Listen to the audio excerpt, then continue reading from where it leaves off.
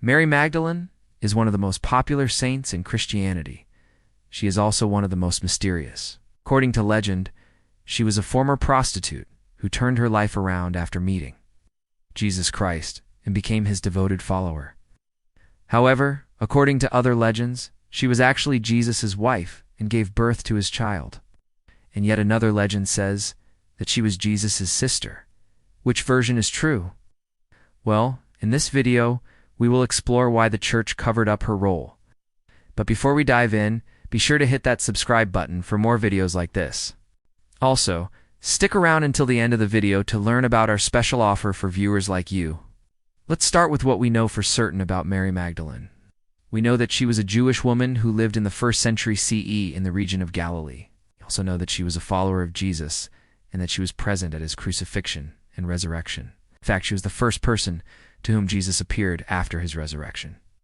This is all recorded in the Bible. What we don't know for certain is anything else.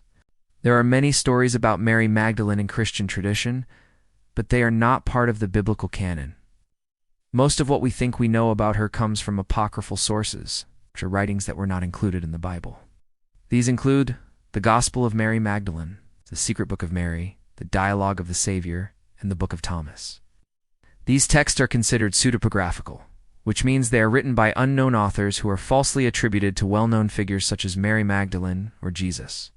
These texts tell us that Mary Magdalene had a very important role in early Christianity. She was seen as a great prophetess and mystic who had a deep understanding of the teachings of Jesus. She was also said to have performed miracles and to have been very close to Jesus.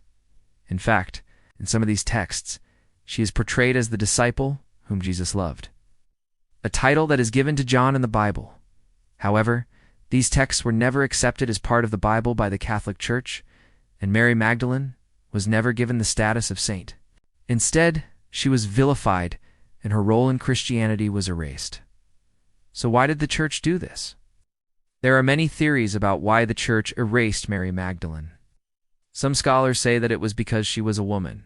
At the time, women were not allowed to be priests or to speak in public. They were also not allowed to own property or to enter into contracts.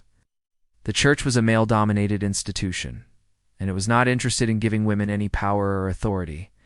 It should come as no surprise that Mary Magdalene was erased from history by an institution that sought to keep women silent.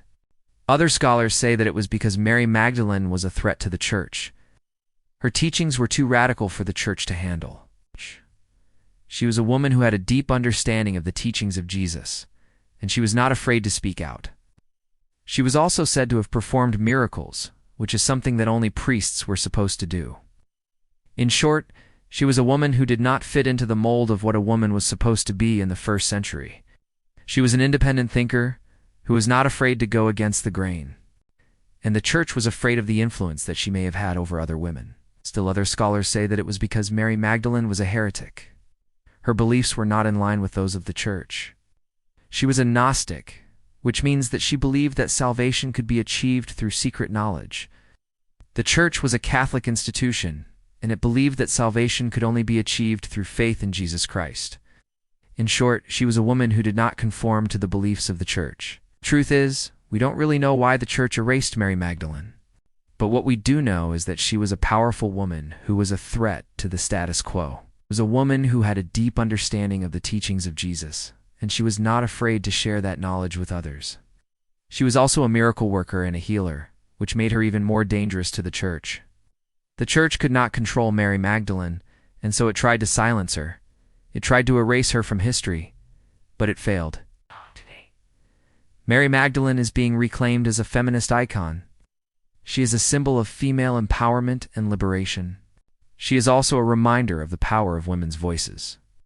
The church tried to silence Mary Magdalene, but her voice is still heard today. So what can we learn from Mary Magdalene? First, we can see the importance of preserving women's history. Women have been erased from history time and time again, but it is through the preservation of their stories that we can learn about their lives and the contributions that they have made to society. Secondly, we can see the importance of listening to women's voices. Women have been marginalized and silenced throughout history, but it is through listening to their voices that we can learn from their experiences and perspectives.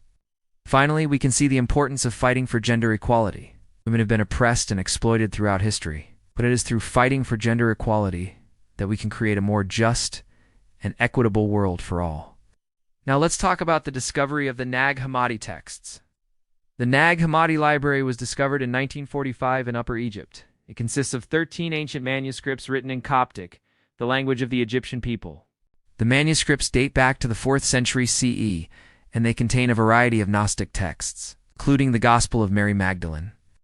When these texts were discovered, they caused a sensation in the world of biblical studies. This is because they contained material that was not known to have existed outside of the Bible. For example, it contained a number of Gnostic Gospels that had never before been seen by scholars. These Gospels told the story of Jesus from a different perspective than the 4 Gospels in the Bible. They also contained a number of other texts that were not part of the Christian canon, such as the Book of Enoch and the Testament of Abraham. The discovery of the Nag Hammadi texts has had a profound impact on our understanding of early Christianity. It has shown us that there was a lot more diversity in the early church than we previously thought. Not everyone who followed Jesus believed the same things. There were a number of different groups with different beliefs and practices. The Nag Hammadi texts have also given us a glimpse into the world of early Christianity. They have shown us what people were reading and studying in the early church. They've also given us insight into the culture and customs of the time period. Now let's talk about why she's being reclaimed as a feminist figure today. Mary Magdalene is being reclaimed as a feminist figure today because she represents female empowerment and liberation. She is a symbol of the power of women's voices and the importance of listening to those voices.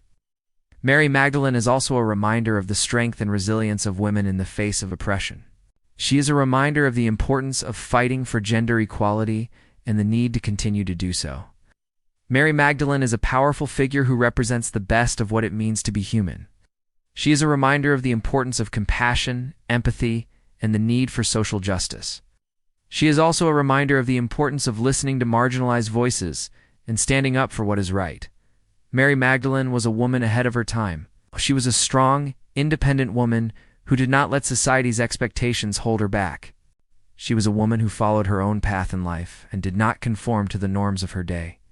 She was a woman who was not afraid to speak her mind and stand up for what she believed in. In conclusion, the church erased Mary Magdalene from history because she was a threat to the status quo. She was a woman who did not conform to the beliefs and practices of the church. She was a woman who had a deep understanding of the teachings of Jesus and was not afraid to share that knowledge with others. Despite the attempts of the church to erase her from history, Mary Magdalene is being reclaimed as a feminist icon.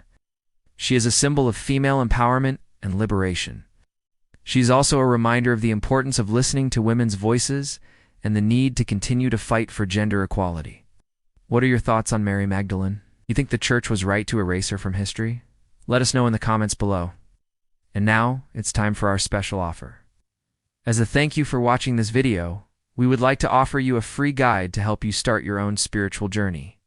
If you would like to receive this free guide, simply click the link in the description below and follow the instructions. It's that easy.